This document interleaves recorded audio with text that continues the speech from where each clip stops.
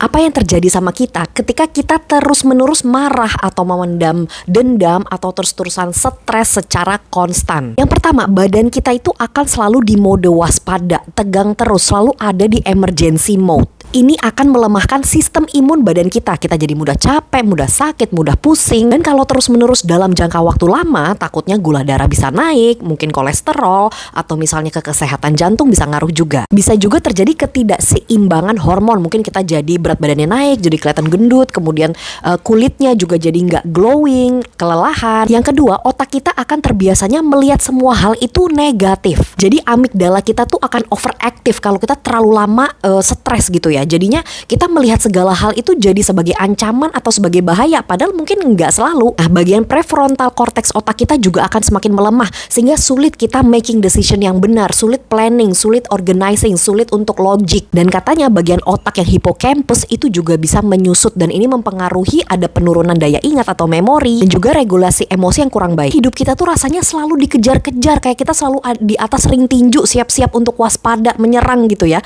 Malah bukan sebagai hidup yang indah, bukan sebagai banyaknya kesempatan terbuka. Yang ketiga, hubungan sosial juga jadi nggak bagus. Karena walaupun kita nggak ngomong, orang-orang sekeliling kita itu bisa ngelihat kita tuh selalu tegang, selalu restless. Itu mereka bisa ngerasain. Mungkin kita terlihat dingin, nggak terlalu warm, nggak ramah, terus kita kayak jaga jarak, terus kayak gampang tersinggung. Orang-orang sekeliling kita, baik keluarga atau mungkin teman-teman di kantor, itu jadi jaga jarak karena takut ada konflik gitu. Yang keempat, kita sulit bahagia dan kreativitas kita juga jadi turun banget. Karena rasa marah, stres atau frustasi yang terus-menerus secara konstan bikin kita nggak bisa ngelihat opportunity, bikin kita sulit melihat keindahan atau misalnya kesempatan karena kita terlalu fokus sama masalah. Kita jadi sulit menikmati mungkin hal-hal yang dulu kita suka, passion kita, hobi kita, terus koneksi dengan orang lain, cerita-cerita lucu sama orang lain gitu ya, curiosity untuk belajar hal baru itu jadi berkurang banget karena otak kita fokusnya itu kekunci di survival mode gitu, jadi kurang terbuka sama opportunity baru. Yang kelima, ketika kita terus-terusan frustrated, stres atau marah, itu kita sedang menarik atau meng-attract